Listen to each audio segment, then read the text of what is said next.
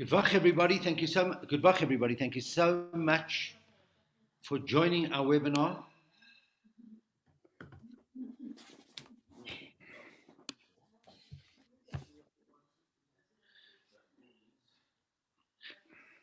Thank you so much for joining our webinar. We're just going live on Facebook. It is under 30 days until the Rebbe's Yom HaLedes. The Rebbe will be going into his 120th year.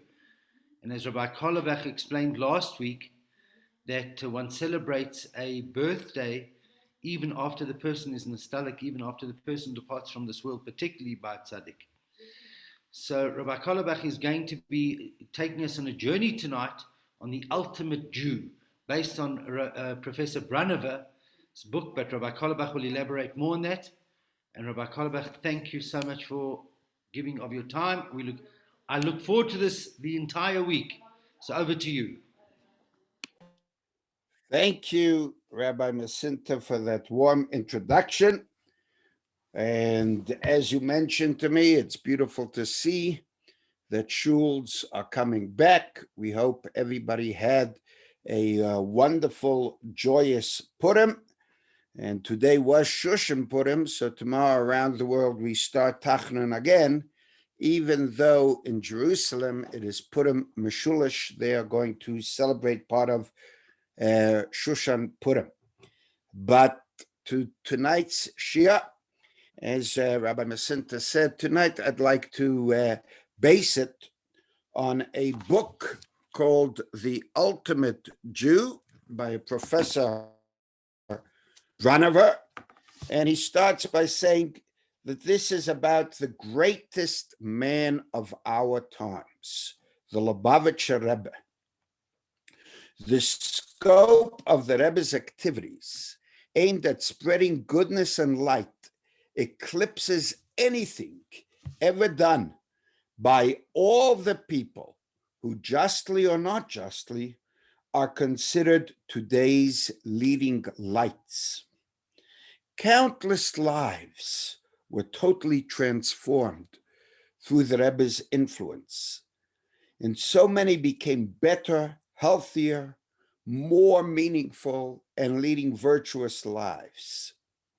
Millions of people around the world, mostly Jews, but not exclusively, quite a number of non-Jews as well, had met the Rebbe, talked to him, received his oral or written advice.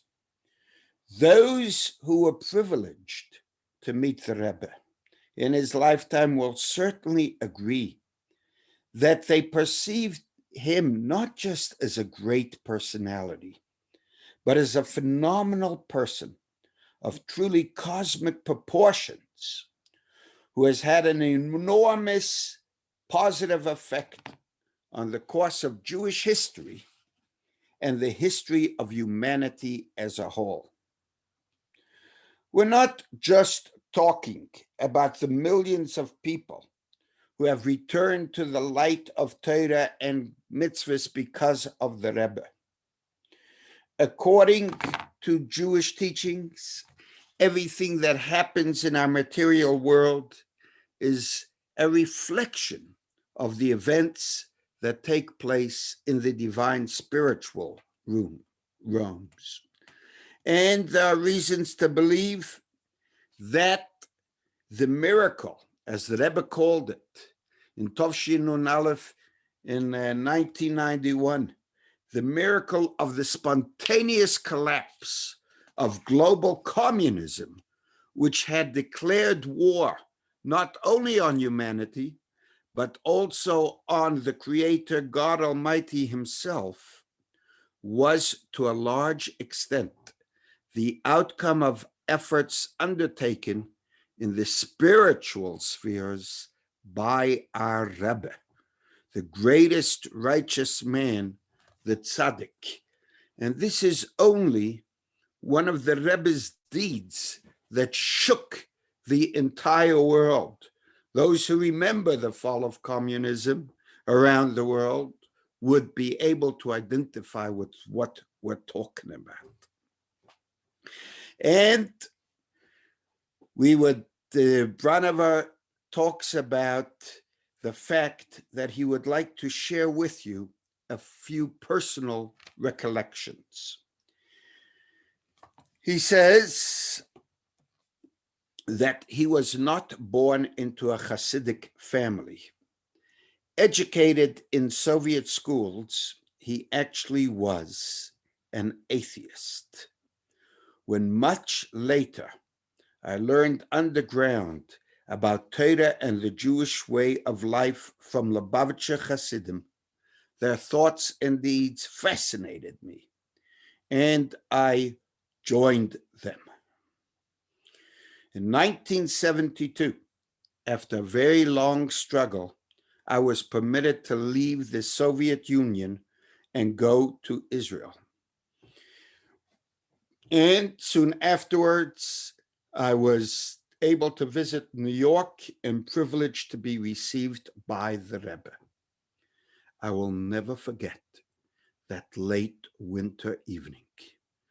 The moment I entered his modest study, he gazed at me, and I felt my heart and soul melt in the joy, love, protection, seriousness, and wisdom of his wonderfully pure sky blue eyes.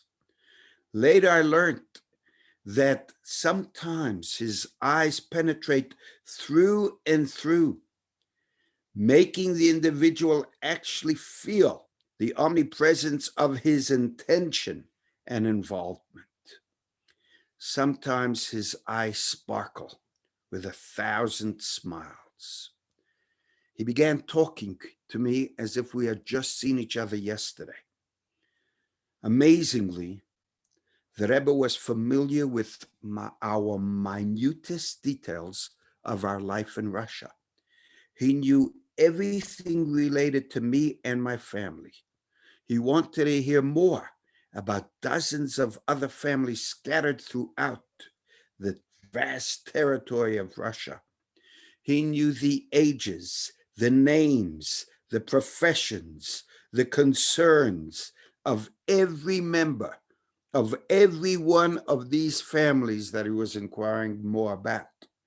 Then he went on to discuss general problems of Jewish education, Torah, scientific issues, and the latest events in Israel. Ultimately, the Rebbe concentrated on questions related to myself, my plans, and my recent achievements in physics. Says Professor Branover, since I was the first full professor released from the Soviet Union, I had met a number of heads of states, political leaders, writers, and other reputed great personalities. But now, listening to the Rebbe for the first time, I began to realize what true greatness was. In comparison, all those others seemed to be ridiculous dwarfs, involved mainly with their own selves. I wondered what made the tremendous difference between the Rebbe and all the other so-called leaders I met. Was it the Rebbe's encyclopedic knowledge of Torah, as well as the sciences, philosophy, economics, medicine, literature, and so forth? That certainly was extraordinary, but not the essence. Was it his incredible memory? Also not.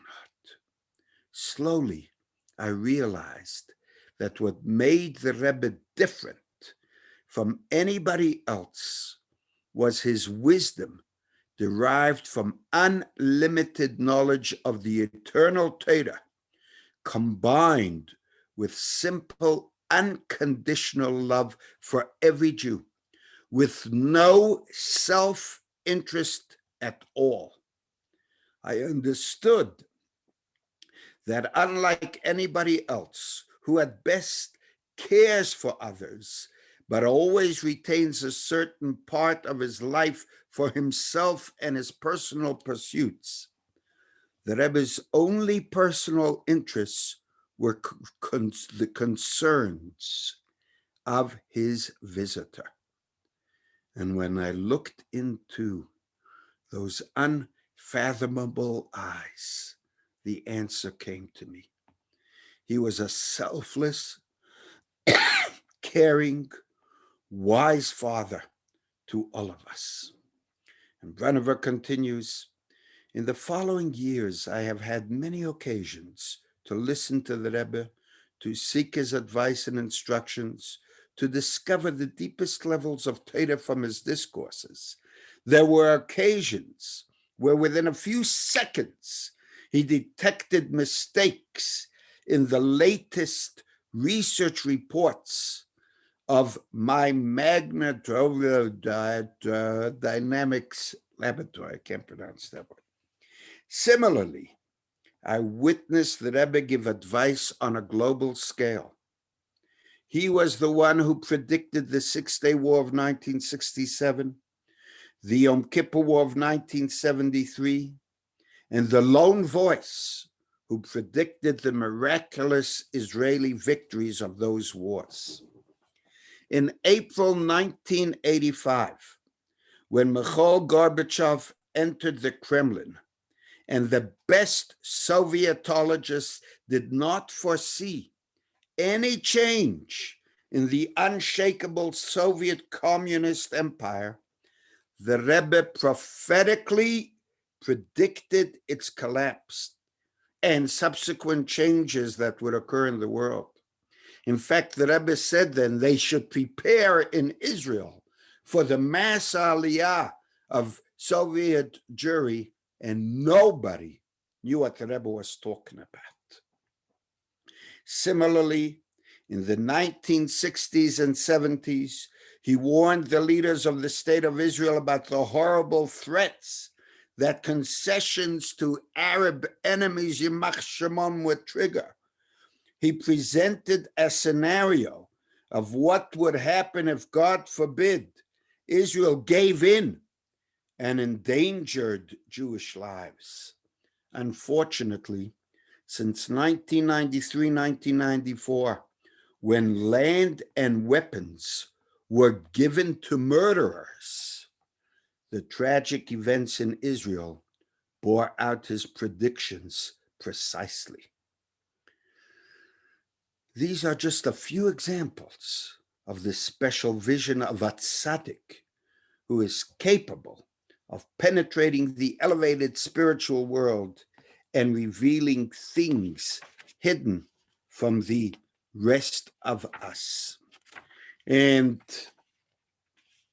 even though, he says, the painful fact that at present we cannot see the Rebbe, this great man is still with us, no doubt about it, guiding us and leading us towards the ultimate goal of Jewish history with Mashiach. The main thrust of Chabad in its more than 200-year history has been to accelerate the coming of Mashiach to bring the final and total redemption. Anticipation of the immediate coming of Mashiach has been the foundation of Jewish faith for over 2,000 years. The Alter Rebbe emphasized that our deeds actively bring this goal closer, and all the subsequent Rebbes intensified this emphasis. Our Rebbe, as we know, placed Mashiach as the absolute center of all the activities of each and every Jew and of the entire Jewish people. He repeatedly demonstrated that although on one hand, the current world situation is intolerable, lacking any rational earthly solution, on the other hand, Hashem has performed numerous miracles for our generation, related to events in Israel, Russia, and so on. And as the Rebbe said, These miracles should give us confidence that the greatest miracle of all, the coming of Mashiach, is truly imminent. The Rebbe told us firmly that we live in the days of Mashiach. Not only is his coming imminent, but he is virtually here. His revelation depends on us and our deeds. We just have to open our eyes. Those of us who have repeatedly witnessed the realization of the Rebbe's previous prophecies should have no doubt that this most important prophecy will materialize very soon. The Rebbe teaches something very simple and fundamental, but extremely difficult to achieve. He says that a Jew should be Jewish. A human being should be human. In our perverse century, he and his shluchim throughout the world help people to be normal, families to be normal, the younger generations to be normal, by being true to the moral principles of the Torah and the nature of man as created by Hashem. And we must redouble our efforts, he says, to disseminate the Rebbe's teachings. Many of us have been personally instructed by the Rebbe as to what we should do. Others can find guidance in the Rebbe's letters, which are printed, addressed to all Jews. And he can assure us that if we continue the Rebbe's efforts to illuminate the world with the light of Torah and to warm it up with Avas Yisrael, it'll bring Moshiach. How it'll happen, he says, I don't know. But I trust that Almighty God has a way to do it. Since being omnipotent, nothing is impossible for him. As a scientist, I know that it is impossible to rationalize any miracle. This is all the more true concerning the greatest miracle beyond our limited minds and beyond nature, the miracle of the coming of Mashiach. And now he introduces it with the following. On April 4th, 1982, that is Yud Aleph Nisan, on the Rebbe's 80th birthday, Ronald Reagan, President of the United States, proclaimed the Lubavitch movement and its leader, the Rebbe, present to people of all faiths a brilliant example in all that concerns education. And Reagan wrote, the life work of the Lubavitch Rebbe is to bring all of mankind to the realization that knowledge in and of itself, unless that knowledge is rooted in morality and spirituality, it's meaningless. And from then on, every year on the Rebbe's birthday, every member of the Senate, of the Congress, and the president and vice president would sign a letter on Yud Aleph Nisan, calling it in the Rebbe's honor, Education Day USA.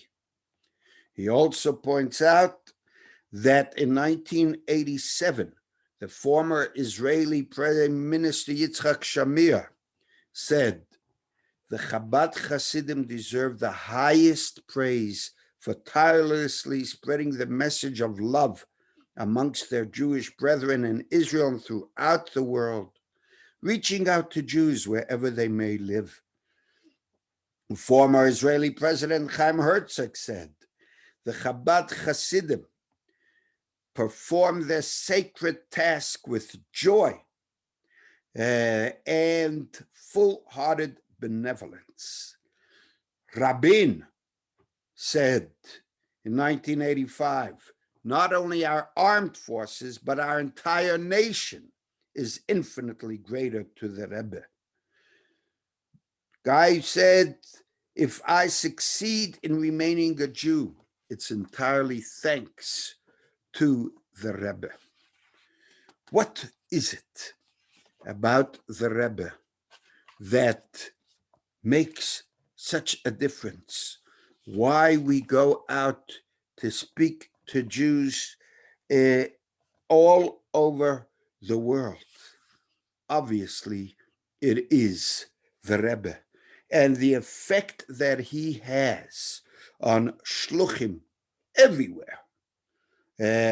For example, they ask, what is a shlich? What are you doing in a place like this? There are probably no more than 10 Jews in the entire city. And the shlich says, the Rebbe sent me here. The Rebbe sends us to every corner of the globe. Our task is to save Jews from assimilating and losing their Jewish identity. What could be better than to illuminate the life of a Jew with the life of Torah, to bring in a little joy and Jewish warmth? And so the interviewer says, how long do you intend to stay in these backwoods? And the shliach says, we don't see it as backwoods at all. I enjoy every moment spent here. The opportunity to carry out the Rebbe's will makes me happy.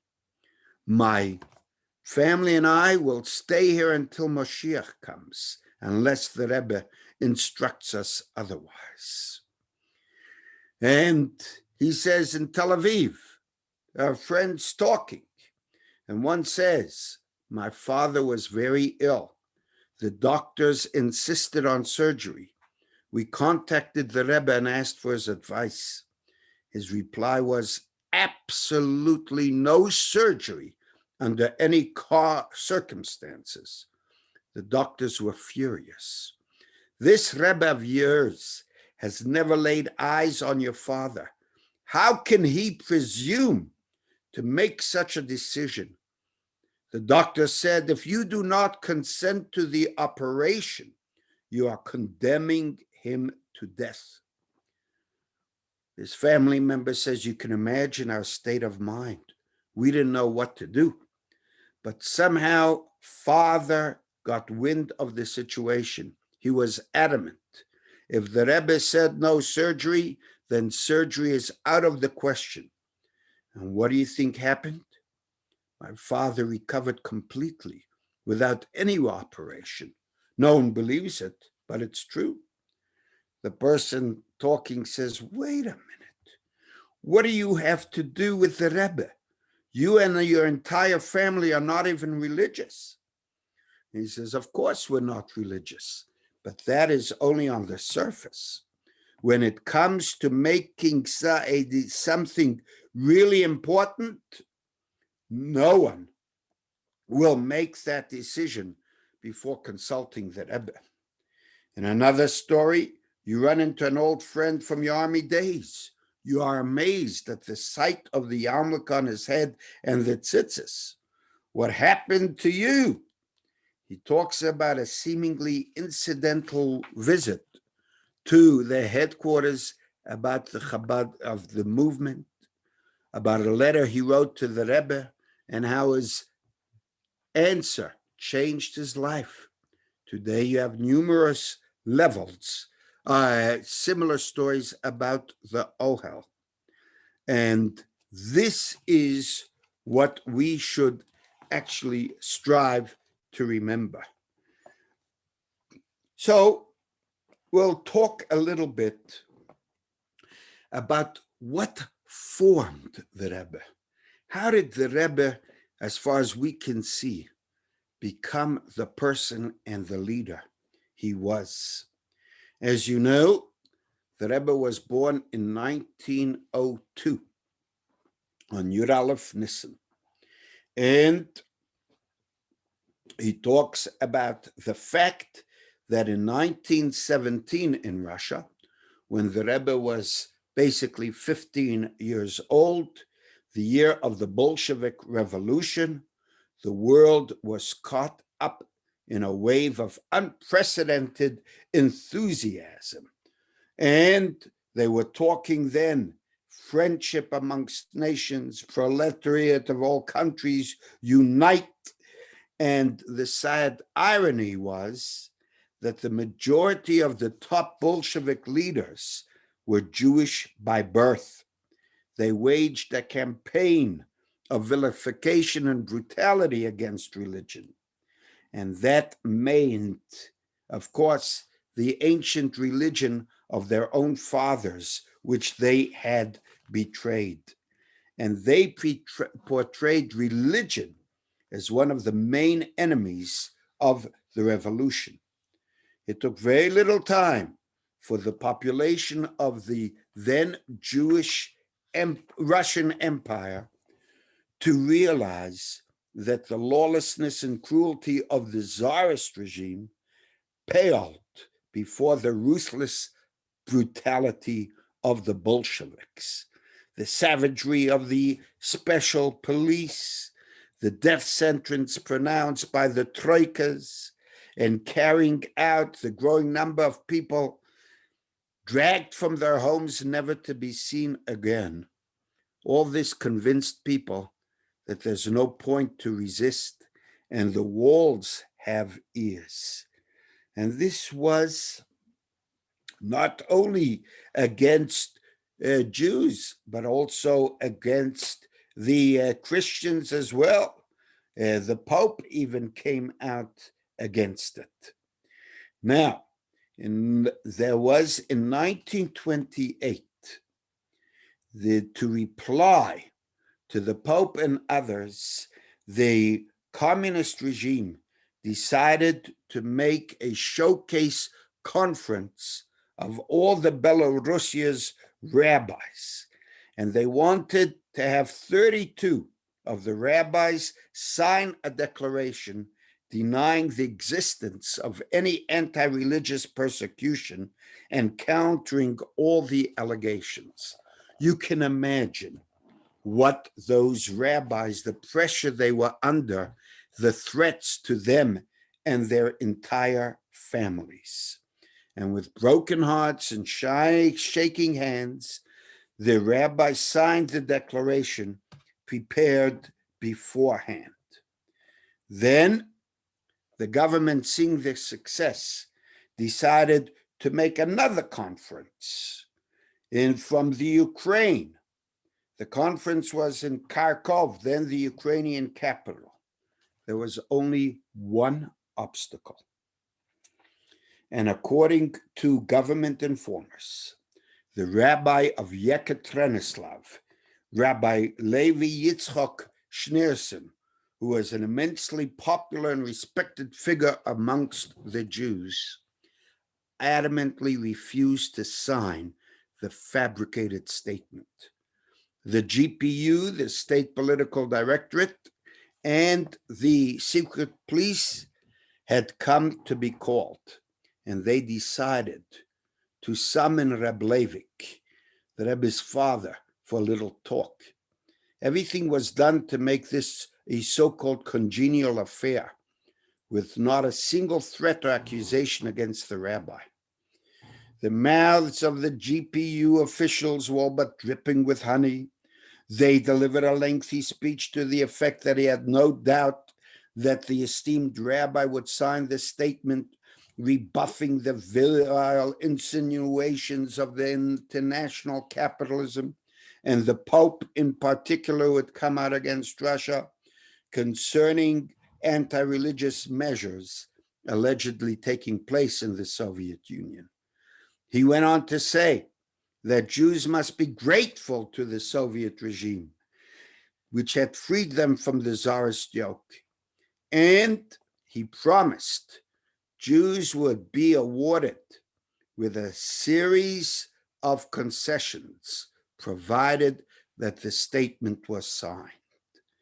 Of course, he said, if the statement is not signed, you and other conference participants may be in for some trouble. And as the rabbi rose to leave, they pulled out a train ticket, and we said, we have thought of everything. Here is your ticket to Kharkov, first class, of course. However, Rabbi Schneerson's reply was definite. I have no need for your ticket. I will come to the conference at my own expense. And the Rebbe's father, Rebbe Leivik, left without saying another word. On the appointed day, the rabbi arrived at the conference. There were several dozen rabbis in the auditorium. There were many GPU agents. Fear and tension were in the air, and they avoided talking to one another. One by one, these rabbis were called to the podium, where they recited the prepared text and hanged their heads in shame, returned to their seats. When it was Rabbi Levi Yitzchok Schneerson's turn, a barely audible rustle went through the auditorium, followed by total silence. With quick, confident steps, the rabbi crossed the floor, climbed up to the stage, and in a loud, clear voice, he called upon everyone present not to sign the statement, calling it an outright fabrication. Those who sign this lie, he said, will be committing a grave transgression. And with that, he concluded his brief speech. Deep silence descended on the auditorium. To the utter astonishment of all those present, no one came up to Rabbi Schneerson to demand that he retract his words. It lasted for several more days, and the Rebbe, his father, repeated his appeal a number of times. His words and his unshakable conviction were beginning to affect those attending the conference, and their spirits were regaining power. The authorities summoned Rabbi Schneerson to a meeting with the People's Commissar in charge of education in Ukraine, and they tried to gain the rabbi's sympathy with a friendliness, and he said no. He told them, you persecute religion everywhere you can. You destroy shuls, yeshivas, you close down mikvahs and printing houses, deprive us of our legal right to lead Jewish lives. Do you believe I can be forced to sign this fabrication? At this point, the commissar could no longer restrain himself. And he said, I'll let you know that we will not tolerate your incitement. You are undermining the foundation of the Soviet regime. You will pay dearly for this. The government never obtained the desired results from that rabbinical conference, all due to one man, Rabbi Levi Schneerson, the Rebbe's father. They were fuming with rage, and it grew even more intense when they found out that someone had managed to smuggle information about these events abroad, triggering a storm of reactions and protests throughout the world. Thousands of Jews inside and outside the Soviet Union held their breath.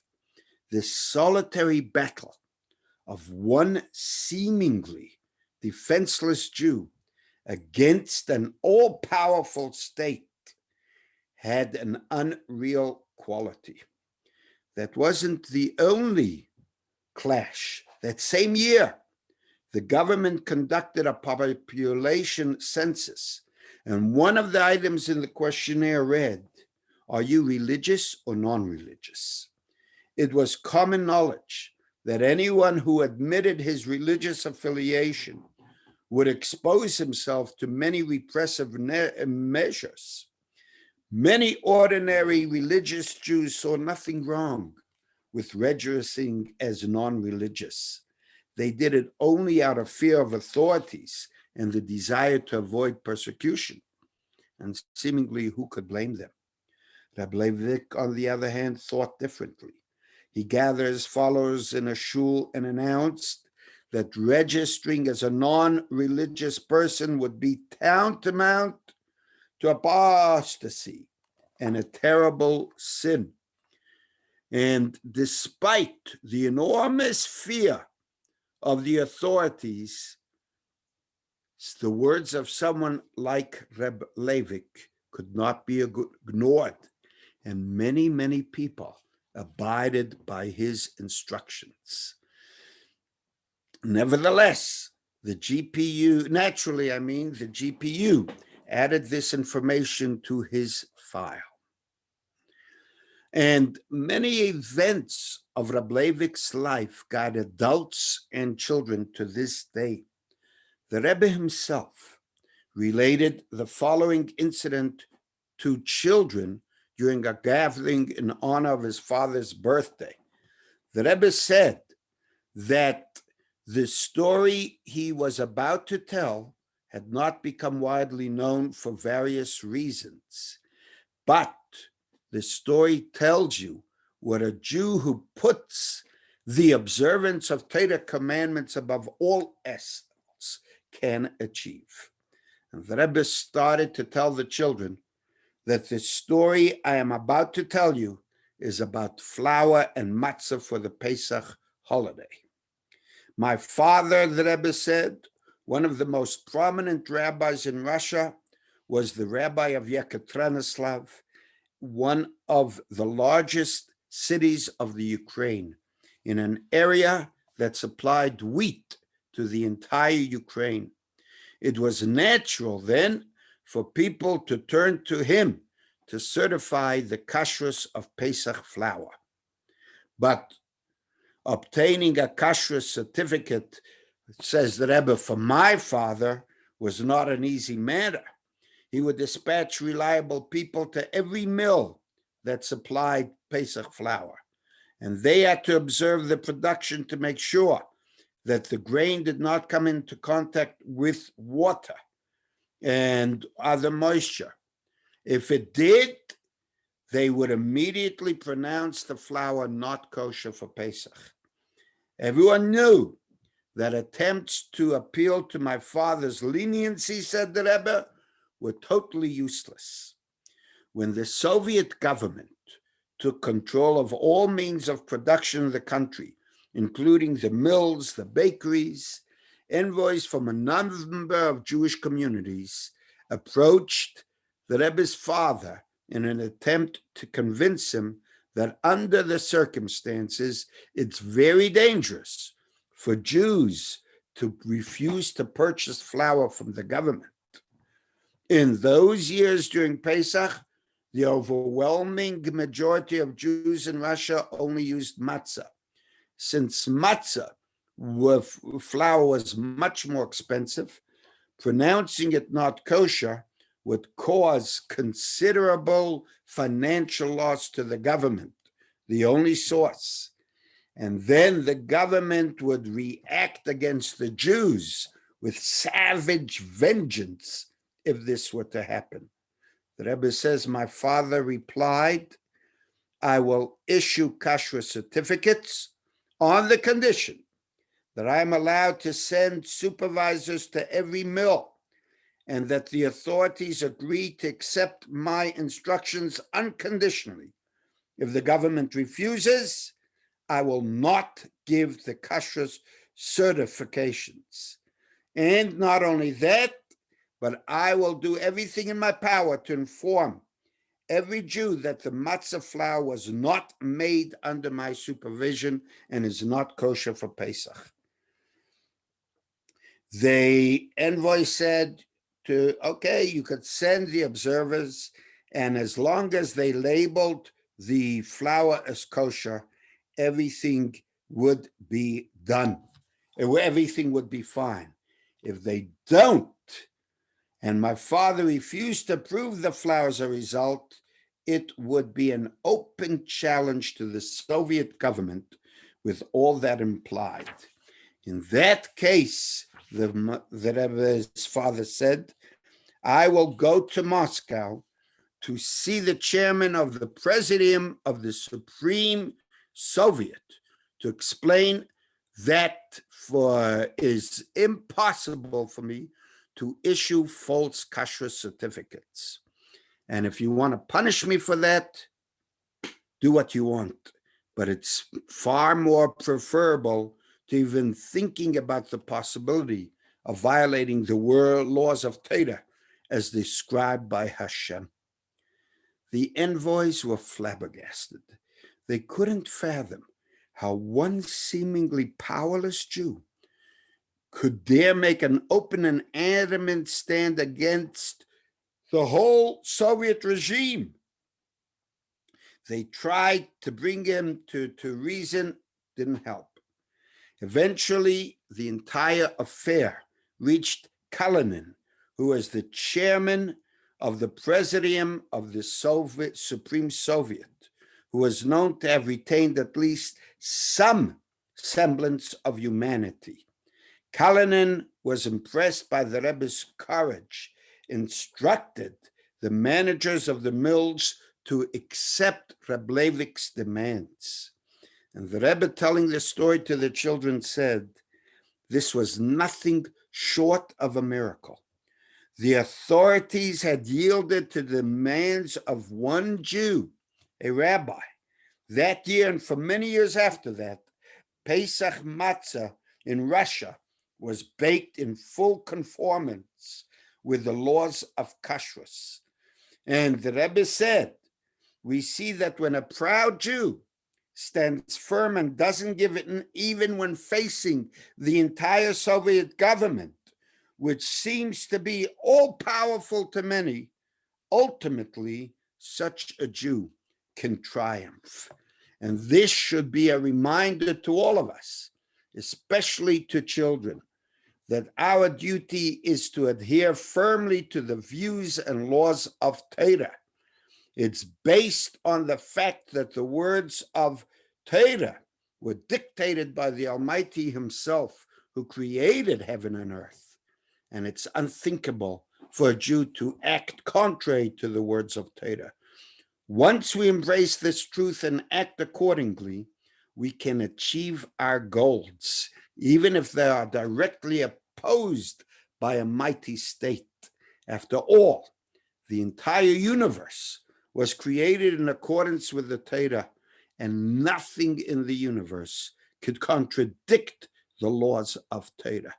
And just as the authorities in this story issued orders to bake matzah in accordance with the Shulchan Aruch, so too, you should know, any non-Jew who sees a Jew proudly following the path of Torah becomes, in fact, a tool in God's hands. By the way, there was a time that I've been told, I remember, that they found out one of the trains carrying that wheat, that flour, there was drops of rain falling on it, and it got wet. And the Rebbe's father refused to give the hechsher, and that ended up causing a lot of harm. And the Rebbe's father was actually imprisoned and passed away in exile. And I remember there was a time when the Rebbe was speaking about Mihu Yehudi, the whole tumult and complications in Israel in the law of return, when they wanted to sign that every Jew has the right. Elaborate on what the law of return means. Oh, the law of return, Mi Yehudi, means, as we know, after the Holocaust, many Jews wanted to, many Jews had no place to go. We know the story of the Exodus and many other ships. No country wanted to accept Jews, and the Jews were not welcome citizens in many countries. When Israel in 1948 became a state, they said that we are going to take away that danger of threat to any Jew around the world, and so that every Jew in the world has the automatic right for citizenship in Israel. But then there came the controversy as how you define a Jew. And David Ben-Gurion, the first prime minister of Israel, wrote to many, many Jewish leaders, including the Rebbe, as to how to define a Jew. And the answer came that either you are born of a Jewish mother or you convert. Now, the question is, how do you define that conversion? And who will place that definition of conversion? You have conversion according to halacha, according to Torah. Then in America and other places, you may have reformed conversions. Some of those reformed conversions, as we know from many movie actors and actresses, took less than 24 hours. You see interviews of these reformed rabbis. The person came, they said, "Do you want to be Jewish?" Yes, they signed over for whatever money it was, a conversion. So the fact that you just write or converted is not good enough. And the Rebbe was one of the voices who insisted and demanded that the Knesset add the word Gir Kahalacha, that the definition should be anyone who converts according to Torah law. Sadly enough, as much as the Rebbe cried over it for many, many years, the Knesset never voted for it. I don't think it's in the Knesset till this very day. And sadly enough, there were many frum politicians who didn't vote for it. And one of them, the Rebbe used to speak about Rashi Sichas. One of them, because the Rebbe was speaking out against these Torah observant politicians who wouldn't sign it and making a lot of difficulties in their personal lives, one of them threatened the Rebbe. And he said, if the Rebbe doesn't stop talking about this subject publicly, he is going to work on refuting all the Rebbe's masterful Torah genius talks on the Rashi. And the Rebbe said then, he was brought up in his father's house. And he himself, as well as his father, were threatened many, many times by the Soviet NKVD, the GPU, with all kinds of true torture and persecution. And if he didn't give in then, he's certainly not going to give in to the threats now. If this is what Torah demands, the Rebbe said he will go full-heartedly. That is how he was taught by his father. And do you know that when the Rebbe was born, the Rebbe Rashab sent no less, the fifth Lubavitcher Rebbe sent no less than 6 telegrams concerning detailed inquiries and instructions concerning this baby. Following these instructions, his mother, Rebbe Tzimchana, washed Negelwasser, her own and the baby's hands prior to each feeding. From the moment of his birth, the Rebbe did not eat a single meal without washing his hands first. Even the most religious families usually teach their children to observe this commandment only from the age of 3. The Rebbe's bris, Yud Aleph Nisan, he was born. The Rebbe's bris took place on his father's 24th birthday. And during the bris, the Rebbe was named after his great-great-grandfather, the Tzemach Tzedek.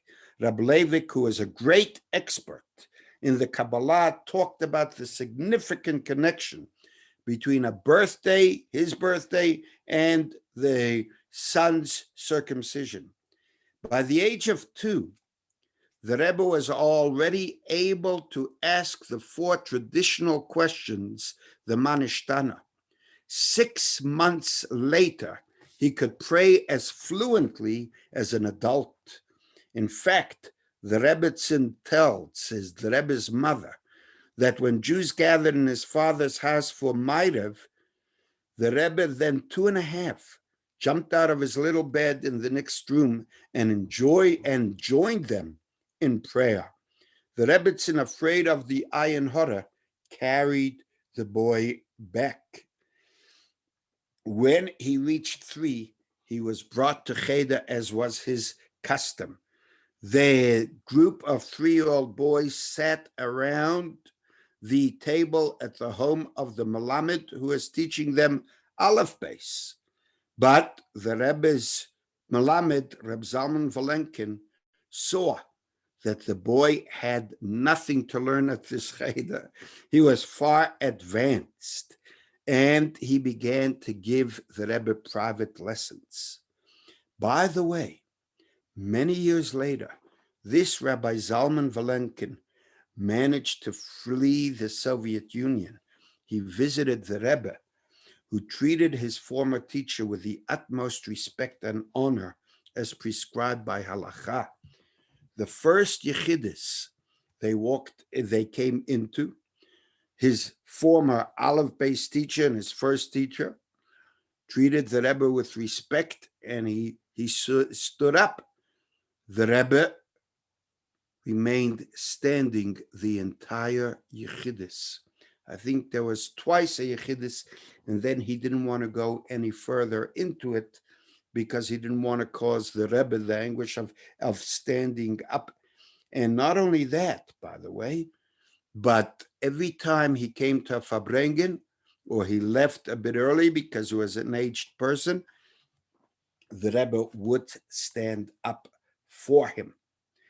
In 1905, there was a Russian Revolution which failed, and there were terrible anti-Jewish pogroms. One such pogrom took place when the Rebbe was only 4.5 in Nikolaev. The family were living, and everyone was in a hiding place. It was filled with babies and small children, and the children were crying. That noise was a dangerous threat of discovery. And it was this young Mendel, little more than a toddler himself, who immediately grasped the gravity of the situation, went from baby to baby, calming them with a soothing word, a soft hand, or a sweet, and this carried on till it was totally quiet. And when the Rebbe was 5, the Schneerson family moved to Yekaterinslav. They had their rooms. He was one of 3, and they each had their own room with their own Shas Gemara. At that time, it was unheard of. He was recognized as the most capable of the 3. They studied Torah on their own under their father's guidance, and they also were tutored secular sciences. One of those tutors, they write, was Israel ben Yehuda, who became Israel's Minister of Internal Affairs many, many years later. Not only they emphasized learning Torah, but the Schneerson brothers taught themselves philosophy, mathematics, language, physics, and social sciences. The Rebbe was particularly interested in astronomy. He didn't play like other children. He was always focused and learning. And even though there was noise and commotion in the house continuously, the Rebbe, as a child, was able to devote full attention to his studies. The Rebbe tells a story of how, the Rebbe's mother tells a story of how when the Rebbe was only 9 years old, he heard of a child who was drowning, and he jumped into the Black Sea to save that child. When the Rebbe was 12 years old, the First World War broke out. Floods of refugees from Poland came into Russia, and they came into Yekaterinslav. And the Rebbe even talked then about how he saw his mother really coming into action. He spoke about that many times. And the Rebbe would continuously learn, and his father joined him in study sessions that went on until dawn. His entire being was devoted to mastering the Torah. By the time he reached Bar Mitzvah, he had known the entire Talmud by heart with all of Rashi's explanations. And the Rebbe worked out when he was 16. He did the whole calculations, and he said that a solar eclipse was going to take place at a certain hour on the afternoon of February 25th. They all prepared for the eclipse, and the next day, this guy, Yeshayahu Shur, came to the Schneerson home, and he said there was no solar eclipse yesterday. And the Rebbe said there was. They said, we watched the sun. It was always as full, as round as always. And the Rebbe at 16 said, at a young boy, 16, he said there was a solar eclipse. And a few days later, everyone knew what happened. The next issue of the Neva magazine ran a long article about the recent solar eclipse. And it was mentioned that scientific centers in various areas of the country had observed that eclipse, but it was far removed from Yekaterinslav.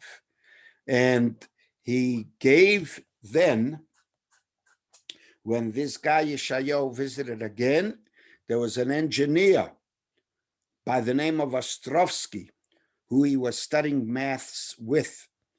And when he was told about the Schneerson's brothers in genius, he said, here's an equation. If these friends of yours manage to solve it, I will publicize the fact in university circles. So Yeshayahu took the piece of paper with the equation to the Schneerson brothers. Several hours later, they solved the problem. And the Rebbe had arrived at this in the shortest, most elegant fashion. And so too, the great university, the dean of mathematics, heard about the Rebbe's genius. He presented the Rebbe with a mathematical problem, giving him 3 days to solve it. Before leaving, the dean stopped to talk with the rabbi. Half an hour later, the young Rebbe handed the solved problem. The dean was sure it was a joke. He stuck the paper into his pocket. At 2 a.m, the rabbi's telephone rang. It was the dean. He said, I can't believe my eyes. The solution is correct. An experienced professional mathematician would take at least 3 days to solve this problem. Your son did it in 30 minutes. I couldn't force myself to wait until morning. I'm calling at this late hour to express my admiration. The Rebbe, at this young age, in his teens, he mastered English, Italian, German, French, and another number of languages on his own. Once he decided to learn a language, he would arm himself with dictionary and grammar textbooks, emerging 3 weeks later with the knowledge of that language. And he wasn't able to devote much time on it because the Rebbe's father insisted that the time they had spent was scheduled for Torah learning would be devoted to Torah learning. The Rebbetzin told a story, the Rebbe's mother, that a youngster, there was an interpreter who was paid by the government to interpret documents. And there were certain documents that came in English that had to be interpreted into Russian. And he couldn't make heads or tails. His job was in danger, in threat. And the Rebbe came to the Rebbe, and the Rebbe helped him solve those problems. During the First World War, there was typhoid fever that broke out. And nevertheless, the Rebbe decided that his circumstances demanded he put a temporary halt to his learning. He resolved to help the sick, no matter what the warnings. And day by day, he visited homes of sick Jews, bringing medicines to some, food to others, sitting by the bedside of a sick man. And with patience learned in Torah, he discussed its teachings. He spent days and nights until he himself, sadly, became infected. Though confined to bed, burning with fever, his life in danger, he continued to utter words of wisdom from the Zohar. His young body was bedridden, but his spirit was soaring high through heavenly spheres, all the way to the highest spiritual realms called Atzilus. Listening closely to his words, one could perceive that even in his delirium, he was talking about the purpose of creation, the role of mankind, and many other sublime topics. The crisis passed, and the Rebbe began to recover. Throughout the entire period, until he was fully recovered, he continued to recite Torah from memory. The young man was obviously brilliant. The only one who remained unimpressed by his absolute phenomenal abilities was he himself. He was reserved, shy, shunning society. The only day of the year when he let his emotional guard down was Simchas Torah. His unfettered joy infected all around him. With closed eyes, as if transported by the melody, he would sing the tunes of the Alter Rebbe, the other Chassidim, the Rebbes in the intricate circle of Chassidim, holding the Torah scrolls. Simchas Torah was completely joy. He would lose himself in ecstatic, endless dance that lasted until he was totally exhausted. At those times, he could hardly be recognized as the bashful, retiring youth who spent his entire time in study.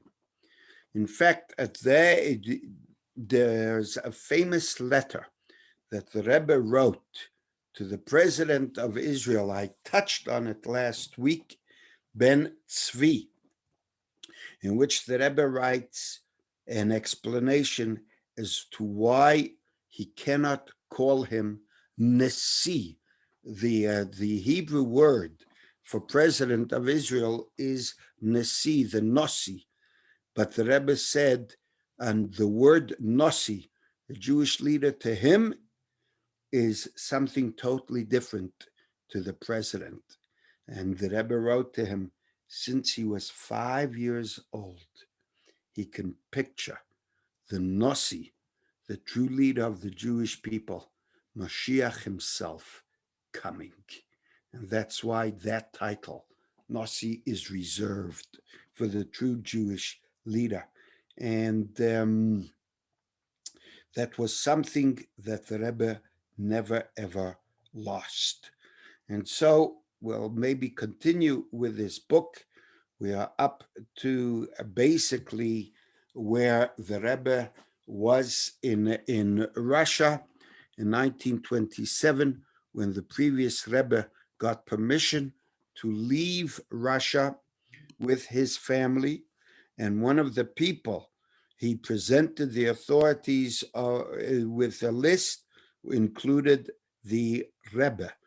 But the Rebbe did not go with the previous Rebbe. He decided to spend Rosh Hashanah, Yom Kippur, and Simchas Torah with his parents in Yekaterinslav. Evidently, he had a premonition that this would be his last meeting with his father, who would pass away in 1927. He would never see his father again. His father was arrested in 1939 and passed away in 1944. And at that time, 1927, it would be 20 years before he would see his mother again. And I will conclude with this story that 5 days after the holiday, the Rebbe left for Leningrad and continued on to Riga. And his mother, Rebbe Tzimchana, accompanied him as far as Leningrad. And she said, we were traveling in a stifling, crowded train, surrounded by simple folk, peasants, soldiers, and workers. The anti-Semitism was so great that a Jew was not safe in a train carriage, even if he did nothing to draw attention to his Jewishness. And nevertheless, when it was time for Shachris, she says, my son rose up, took out his tefillin, and put them on. The Rebbe Tzimchana says, I was seized by fear. I was afraid he would be beaten up, or even worse, thrown off the moving train. Yet an amazing thing happened. Several people got up, formed a circle around my son to hide him, and that no one could see him.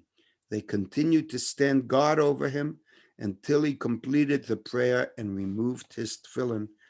And Rebbe Tzimchana said, I witnessed a true miracle. I'll conclude with one line that I just saw in a Yuman, and that is Rabbi Yehuda Leib Raskin, David Raskin's father, used to correspond to the Rebbe's mother, and how he would address her is the mother of our king. I wish you a good vach, and let us Rabbi, hope before you that our go, king. Yes. before you go, was there a story that somebody in your shul had a malignant tumor and Yes. why'd you tell that story? That story, I'll tell you a little bit about the story. That story takes place about Cindy born Neppy, Don't say the name. David Neppy's daughter. She's now married to Adrian Diamond. When I started our shul, that was 1984, I visited all the townhouses before. The first house whose door I rang was opened by Cliffy Neppy. And there behind him, I saw a big picture of the Rebbe. It looked very incongruent to me to see a picture of the Rebbe in 1984. And I said, what's this doing here? David Neppy, who became the mayor of Johannesburg, the last white mayor, I would say. His father was also the mayor. He made me, by the way, his chaplain during his mayor's thing. He used to go to Sydenham Shul, and there was a Rabbi Doman there. And his daughter Cindy sadly was diagnosed, as you say, with a brain tumor. And Rabbi Doman got him to write to the Rebbe. I'm not sure. I think they may have even visited the Rebbe at that time. And the Rebbe gave them brachas, and Baruch Hashem, the tumor basically disappeared. and she is a mother. And I remember when the guys from GEM came, she agreed to see them and tell them personally the story. So that was a great miracle. And in recognition of the miracle, they had a big picture of the Rebbe, as I say, hanging in there as they opened the door. And it was quite a sign for me that the first house I should go to, I should find a picture of the Rebbe on the wall.